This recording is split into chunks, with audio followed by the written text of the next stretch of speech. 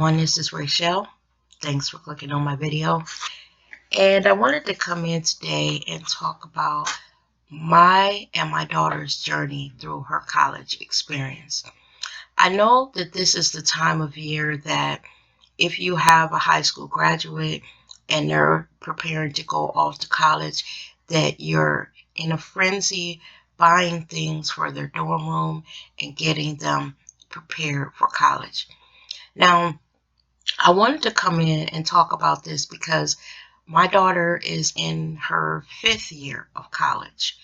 The major that she chose and the direction that she chose to go meant that she will do 5 years of college instead of 4. And this is her 5th year. Now, our college experience didn't start off that great. 2 years prior to my daughter graduating from high school, we found out that my ex, her father, was diagnosed with terminal pancreatic cancer, and they gave him a very short time to live. He actually lived to see her graduate. He died a week before she went off to college. Now, during this time, of course, because of what was going on with him, everything was on me. That meant the graduation, proms, and preparing her for college. And I say proms with an S because my daughter went to both her prom and her boyfriend's prom because he went to a different school. So, while she was, preparing for prom and graduation, and I was paying for all of those things, on the back burner, I also was starting to pay for things for college. Now, my daughter did have a summer job, and she helped to buy the things for her dorm room. And I paid all the dues and everything for college. So a week before my daughter was supposed to leave for college, her dad died. And his funeral was the day that she was supposed to go away to school. So we couldn't take her that day because that was the day of, we were going to go to the funeral. So what we had to do is get permission from the college to let her bring her stuff for her dorm room the day before all of the other kids. And the college did give us permission to do that. The only thing they asked us to do is bring the obituary that showed that her dad's funeral was actually on the day that everyone was supposed to move in. So we get through the funeral the very next day, and I mean, y'all, the very next day, we take my daughter to school. And I say we because that's me and my son. We get there and, it's a frenzy of running around, making sure she has her books. We had to do the tour of the college, the campus by ourselves because she had missed all that because the day that the other kids were doing it, she was attending her father's funeral. So we get her schedule of classes and we go to find all of the, the different buildings that our classes were going to be in. Then after that, we run to the bookstore, we get all of her books, and it's time for us to part. And I know that my daughter was, worried, nervous, scared, and she was also grieving. So at that point, when I went to walk away, I had taken her to an ATM, transferred some money into her account, so she didn't have to want for anything else. If she found out that there was something else she needed, she did have a few $100s to get that. But as I stood there saying goodbye to my daughter, like I said, I could tell that she was scared and nervous. And, I just stood there and I looked in her face and I told her that she was strong and that she could get through anything. And if she needed me, to call me. Now, let me just tell y'all, this video is going to be long, okay? This is one of my real talks. So when I drove away, and I suggest this of any parent that is dropping their child off, at college, I wasn't going to call her the first 2 or 3 days. I wanted her to get acclimated to dorm life, to college life, and get a chance to go to, her classes for a few days before I called her to see how things were going. So about the second day, I couldn't take it anymore, y'all. So I called her.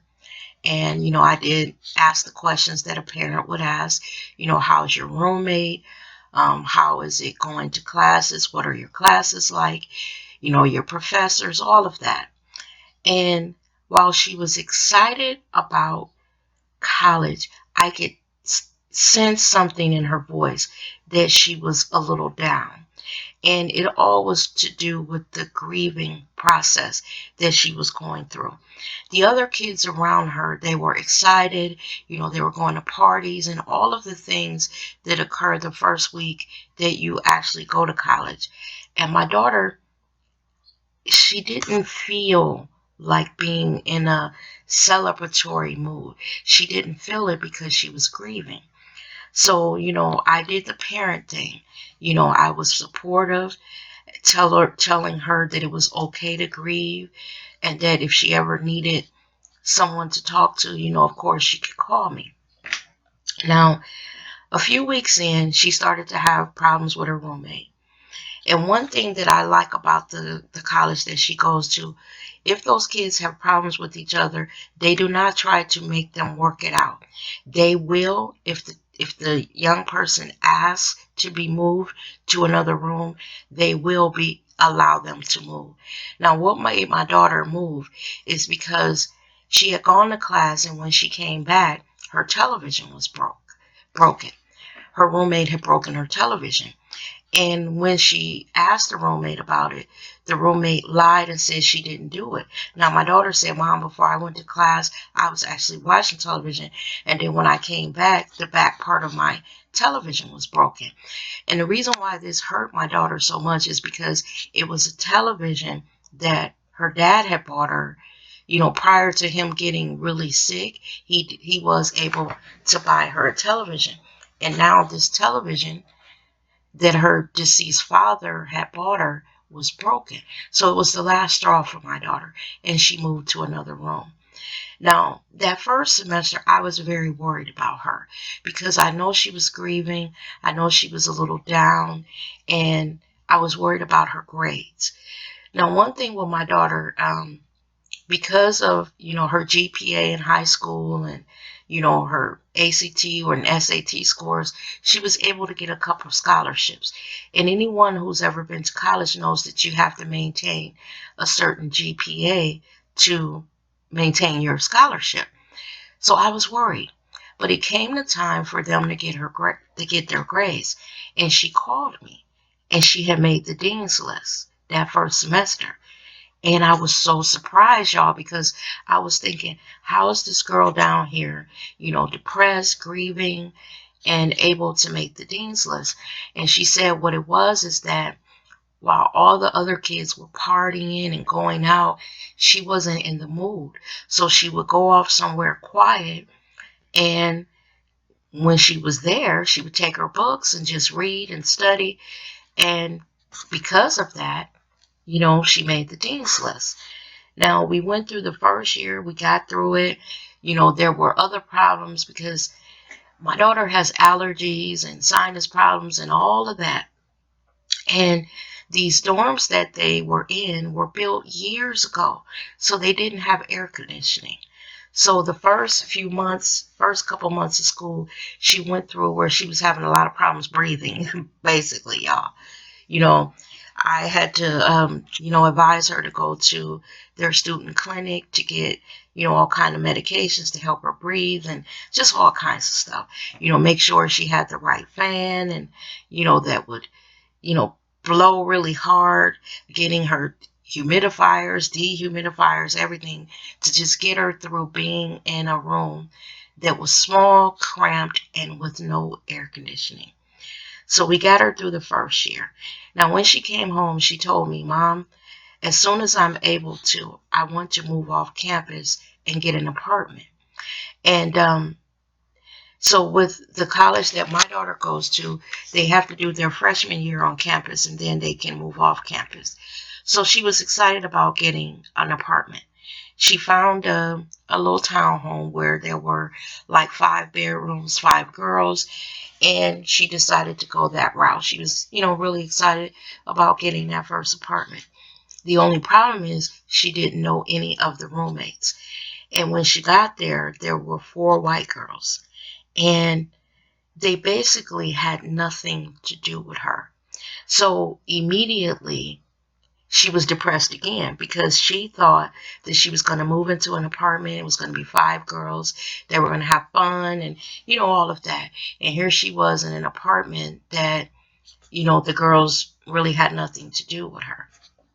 Now, during all of this time, the financial side of it, my part of college, as a parent that is doing it by themselves for one reason or another. In my case, it's because my ex died. So it wasn't like he was even there to help. It was hard, y'all. I am just a working class person. I have a decent job, but it's not like I'm wealthy or anything. I guess you would consider me middle class, I'm the working middle class. So when my daughter first went away to college the first year, after her grants and loans were applied to her tuition, she still owed almost $5,000. And that was the part that I had to come up with. Now, colleges do break that down, and then you have a certain, amount that you will pay every month. So they are there for about 10 months, and they divide that 5,000 or so into, those 10 months. So every month I was paying between $450 and $500. And it wasn't easy because along with that, you're having to help them, with food and toiletries and different things and books. And those books can be very, very expensive. Here's another, a little bit of advice I give parents that have children that are going to college. There are so many websites that will loan books to your kids that have very discounted prices that, the books are, really much lower than what they would be if you bought them on campus. Now, something else we learned very quickly when my daughter was in school is that a lot of the books that they get are written by the professors that are actually working at the college, so you cannot get those books anywhere. All those websites that I told you that have very discounted books, those books were not listed on those websites, so you are forced to buy them from the school. But what my daughter discovered is that you can go to the library and you can borrow the books for the entire semester. There are also online things that my daughter found on her own where she didn't even have to purchase the book. She would just download the chapters that she needed at that particular time, and that's how she got past, having to buy that book. So, she's in this second year of college. She's in this apartment where the girls don't like her. So I will go down and visit her. The very first time I went down to visit her, y'all, I walked into her room. Now, the way this apartment was set up is that there were bedrooms on the second floor, and then there were bedrooms in the basement. In the basement, there were 2 bedrooms, and upstairs, there were 3 bedrooms. My daughter chose to be in the basement due to her allergies. She thought, it would be cooler and that, she would be able to get through the summer months, with her allergies. But we live in Ohio, and winter does come around and it's cold. So when I went there, as soon as I walked into her room, I was like, oh my God, it is freezing in here. And what she explained to me is that, they were trying to conserve on, you know, using a lot of heat. So their gas bill wouldn't be so high. So they had set the temperature at a certain, point. But because she was in the basement, it made her room very cold. And when she would try to speak to the other girls about cutting up the heat a little bit so her room could be a little warmer, they would get in an argument because they didn't want high utility bills.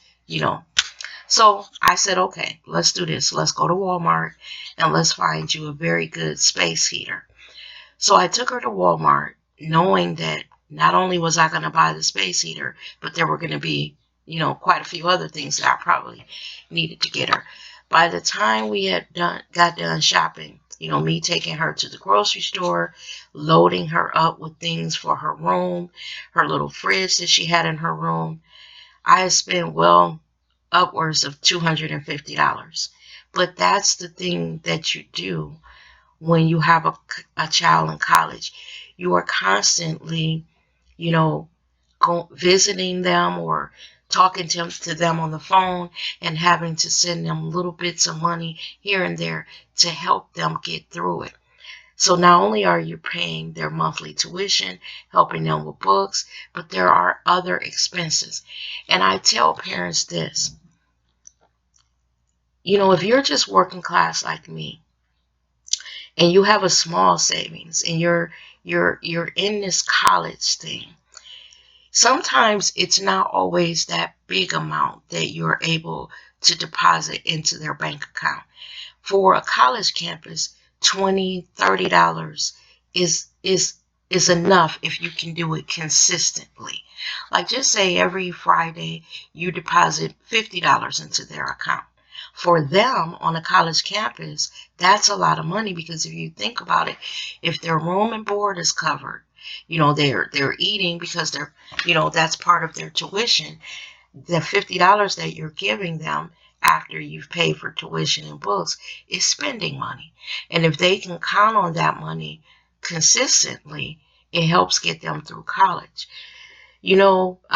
After this last apartment where she was in there with 4 white girls, this year she's in an apartment with someone that, and I think this is funny, that, was a friend when they first, got their apartment together. My daughter said after being, in an apartment with 4 girls, this time she wanted to be only in an apartment with one other person, and she wanted it to be a friend. Now, when I dropped her off, I had a feeling that this wasn't going to work. Um, my daughter and her friend, even though they're friends, they're total opposites. And I think that, they clashed a little bit. The little girl was a little messy, and my daughter was not feeling it. Now, they are still friends, but my daughter got to see a part of her friend that she didn't like. So this year, when she moves, she's moving in with her boyfriend. Now, y'all, of course, I was like, I don't know, but hell, she's 22 years old. I can't tell her what to do. So I'm going to just go along with it. Now, I like the young man, and actually, they've been talking about being married. He's in the military. She met him at school. And I think that he's a nice young man, very quiet and soft spoken. While I don't necessarily agree with them living together, I think that this time she may be happy. So for that, I'm okay with it. I just hope that, once they move together, it doesn't mess up their relationship. Now, moving together does show, things that you may not have known about it. And maybe if they get a good, idea of who each other is, it will help strengthen their bond or either break it apart. Basically, this is the test. So I guess what I'm saying is, when your child is going away to college, prepare to be spending a lot of money. Now, in my case, this is what I will say, y'all. Because I had a child that was determined to go to school.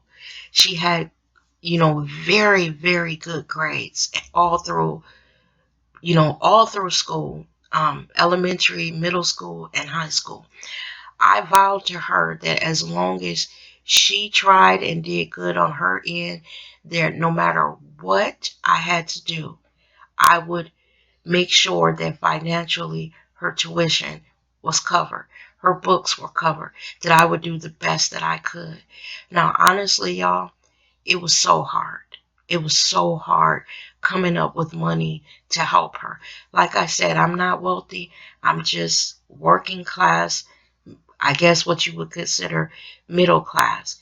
But still, At times we fell short and we had to scramble and we had to talk to the college and find other avenues, ask about grants that she may be eligible for. College is not cheap, y'all. Let me just tell you. And when she graduates, she's going to have student loans, and she's aware of that. But ultimately, my goal as a parent was just to be there for my child. And I think that when they're in college, even though they're away from you and they're growing into adults, you still have to be there to be supportive. And I think it's even you're being even more supportive than what you've ever been for them, because they're away from you. You're a voice on the phone. You're a visit every few weeks. You're coming in with pots of soup, and you're taking them to buy stuff, and you're putting money into their account. You're on the phone talking to them when they're down and when they're crying and when they feel like, it's too much. You're there for encouragement. And a lot of times when my daughter calls me at times like that and we talk and we're about to get off the phone, she'll end the conversation with, "Mom, all the time when I call you, you always make me feel better." And I guess that's what we are as parents. We're a checkbook. We're comfort when they need it. We're going down, bringing them home cooked meals and taking them out to dinner. And we're just there to love and to support and to help them get through college. Because as African Americans, I do notice that this generation is really going to school. Every time I go down to visit my daughter and we're walking around campus and I hear these kids talking and I meet her friends, I realize that this generation wants to be educated and they're doing everything that they can to get that education. And it makes me proud of them. Very, very proud. I'm not only proud of my daughter, but like I said, when I walk around that campus and I see all those beautiful Black young people there getting an education and being serious about their life, it touches my heart, y'all. It almost makes me cry when I'm driving back from the campus and I'm thinking about the couple of days that I just spent with my daughter, and it warms my heart. Even though this has been hard these past 4 years, y'all, financially, I have been robbing Peter to pay Paul and juggling bills to make sure that she has this, that, or the other, or like I said, just putting $10 or $20 in her bank account. It helps.